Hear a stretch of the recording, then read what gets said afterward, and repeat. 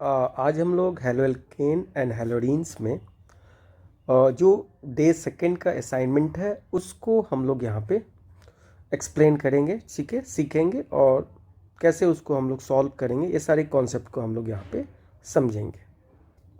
चलिए, तो हमारा सबसे फर्स्ट असाइनमेंट का जो क्वेश्चन है वो है, फर्स्ट क्वेश्चन है कि अगर आपके पास CH3Br है और अगर आप इस पर कोई न्यूक्लियोफाइल का अटैक करा रहे हैं तो ये यहाँ से इस Br को सब्स्टिट्यूट करता है और ये CH3 और इसके साथ ये देखिए न्यूक्लियोफाइल आके अटैच हो गया और ये Br माइनस लिविंग ग्रुप है, बाहर निकल गया। अब आपसे यहाँ पूछा जा रहा है कि आपको यहाँ पे बताना है the decreasing order of the rate of above reactions with nucleophile NU is. अब यहाँ पे देखिए आपको कुछ न्यूक्लियोफाइल का एग्जाम्पल दिया गया है, इनके डिक्रीजिंग ऑर्डर को बताना है। मतलब क्या कि अगर इनके जगह पे, इस न्यूक्लियोफाइल के जगह पे आप A रखोगे तो रेट क्या होगा, अगर आप B रखोगे तो रेट क्या होगा, C रखोगे तो रेट क्या होगा और D रखोगे तो रेट क्या होगा। तो आइए इसको हम लोग पहले समझते हैं कि जो आपका A दिया है वो कुछ ऐसा दिया है PHO माइनस।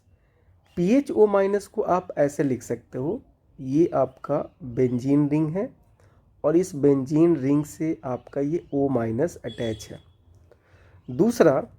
दूसरा जो है ACO माइनस। ACO माइनस का मतलब होता है आपके पास क्या है कि CH3 है और ये C डबल बॉन्ड O है और इसके ऊपर O माइनस है, ठीक है। तीसरा क्या है, तीसरा आपके पास है सिंपल O और H माइनस है और फोर्थ जो है वो आपके पास क्या है, डेट इज CH3O माइनस है। तो चलिए अब समझते हैं यहाँ पे। तो देखिए यहाँ पे ये जो ग्रुप है ये आपका CH3O माइनस है, ये OH माइनस है। यहाँ पे अगर आप देख रहे हैं ये आपका CH3COO माइनस है और ये आपका फिनॉक्साइड आयन है। यहाँ पे ये लोन पेयर जो है आपका नेगेटिवली चार्ज जो है वो इसके अंदर रेजोनेट करेगा, इसके अंदर रेजोनेंस में पार्टिसिपेट करेगा, इसलिए ये सबसे कमज़ोर क्या होगा, न्यूक्लियोफाइल होगा। यहाँ भी देखिए, यहाँ भी ये इधर की तरफ रेजोनेंस में पार्टिसिपेट कर रहा है तो ये थोड़ा सा कमज़ोर होगा। यहाँ पे देखिए इसके पास ये जो ग्रुप है, ये ग्रुप जो है ये इलेक्ट्रॉन देने वाला ग्रुप है तो ये ज़्यादा से ज़्यादा इसको अपना नेगेटिव चार्ज प्रोवाइड करेगा, इस पे ज़्यादा इलेक्ट्रॉन और डेंसिटी बढ़ाएगा तो यहाँ इलेक्ट्रॉन ज़्यादा देने की टेंडेंसी आपको मिलेगी, ठीक है। तो ये ज़्यादा से ज़्यादा अटैक कर पाएगा। तो सबसे ज़्यादा आपका D होगा, फिर C होगा, फिर B होगा और सबसे कम क्या होगा, A होगा। तो आपका आंसर यहाँ पे क्या हो जाएगा, थर्ड वाला आंसर जो है ये आंसर आपका हो जाएगा। चलिए नेक्स्ट यहाँ पे देखते हैं कि आपके पास पूछा जा रहा है कि which of the following has the highest nucleophilicity, ठीक है। तो देखिए न्यूक्लियोफिलिसिटी जो होता है वो आपको इन्वर्सली प्रोपोर्शनल होता है किसके, इलेक्ट्रोनेगेटिविटी के। अगर आपको न्यूक्लियोफिलिसिटी देखना है, ठीक है, तो और साइज के भी होता है। तो यहाँ पे हम देख रहे हैं कि सभी के सभी जो एलिमेंट हैं, ठीक है, ये सभी एलिमेंट एक ही ग्रुप के एलिमेंट हैं, ठीक है, सॉरी एक ही पीरियड के एलिमेंट हैं। तो यहाँ पे अगर आप देखिएगा सभी के सभी एक ही पीरियड के हैं। तो यहाँ पे हम लोग इलेक्ट्रोनेगेटिविटी की बात करेंगे तो जिसकी इलेक्ट्रोनेगेटिविटी ज़्यादा होगी, यहाँ पे देखिए फ्लोरीन के ऊपर नेगेटिव चार्ज है, यहाँ ऑक्सीजन के ऊपर नेगेटिव चार्ज है, यहाँ नाइट्रोजन के ऊपर नेगेटिव चार्ज है और यहाँ कार्बन के ऊपर नेगेटिव चार्ज है।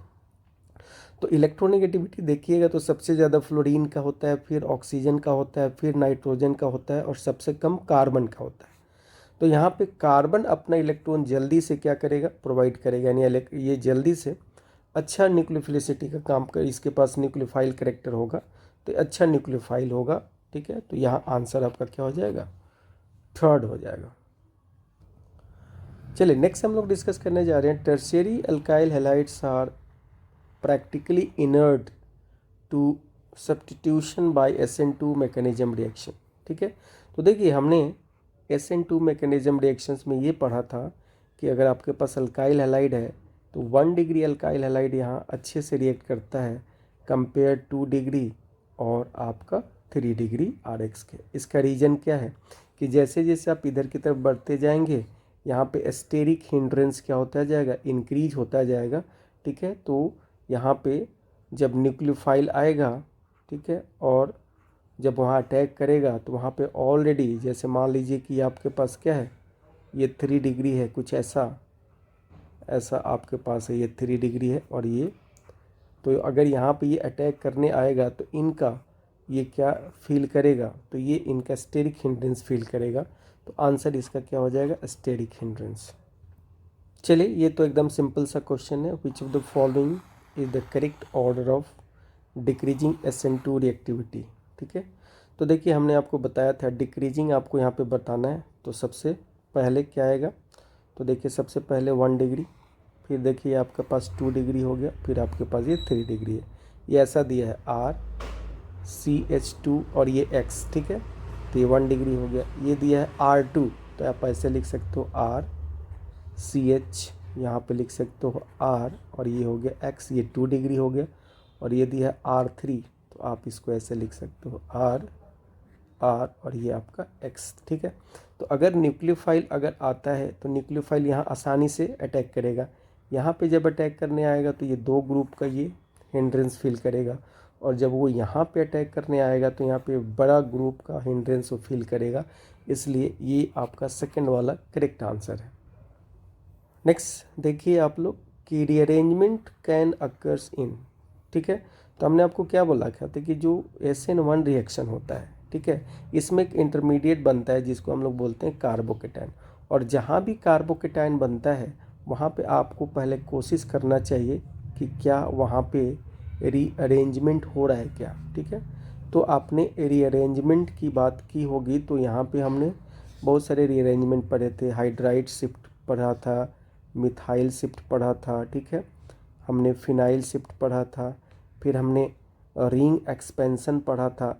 तो ये जो केस है, ये सारे जो केस हैं ये सब रीअरेंजमेंट के केस हैं। तो ये आंसर आपका क्या हो जाएगा, SN1। अब देखिए यहाँ पे आपसे पूछा जा रहा है कि which of the following is least reactive towards SN1।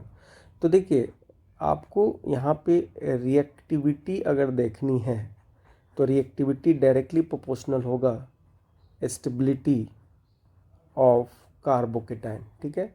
और हमने बोला था कल कार्बोकेटाइन के स्टेबिलिटी का ऑर्डर होता है कि अगर बैक बॉन्डिंग है तो सबसे ज़्यादा, फिर अगर वो एरोमेटिक है तो सबसे ज़्यादा, फिर आप वहाँ पे आपने देखा था plus M effect, resonance effect, फिर आपने हाइपर कंजुगेशन देखा था, और फिर आप प्लस I देखा था। यहाँ भी हमने देखा था कि एरोमेटिक से ज़्यादा सबसे ज़्यादा होगा, फिर नॉन एरोमेटिक, और सबसे कम कौन होगा, एंटी एरोमेटिक। तो आप क्या करिए, सभी बॉन्ड को यहाँ से ब्रेक करके कार्बोकेटाइन बनाइए, सभी बॉन्ड को ब्रेक करिए, कार्बोकेटाइन बनाइए, सभी बॉन्ड को ब्रेक करके आप यहाँ से क्या करिए, कार्बोकेटाइन। तो देखिए यहाँ पे अब कार्बोकेटाइन बनाया तो अब ये 4n पाई रूल को फॉलो करता है, तो ये हो जाएगा एंटी एरोमेटिक, ठीक है। यहाँ पे ये एरोमेटिक हो जाएगा। यहाँ पे देखिए ये नॉन एरोमेटिक है, साथ ही साथ इसमें आपके पास एक रेजोनेंस है, ये भी आपका नॉन एरोमेटिक यहाँ पे है, ठीक है। तो यहाँ पे हाइपर कंजुगेशन आप देख सकते हो, ठीक है। तो सबसे कम जो स्टेबल है वो, मतलब जो सबसे लिस्ट है वो कौन है, ये है, इसलिए ये लिस्ट रिएक्टिव होगा SN1 रिएक्शन में, ठीक। इस तरीके से हमने डे 2 का जो असाइनमेंट है वो कंप्लीट कर लिया।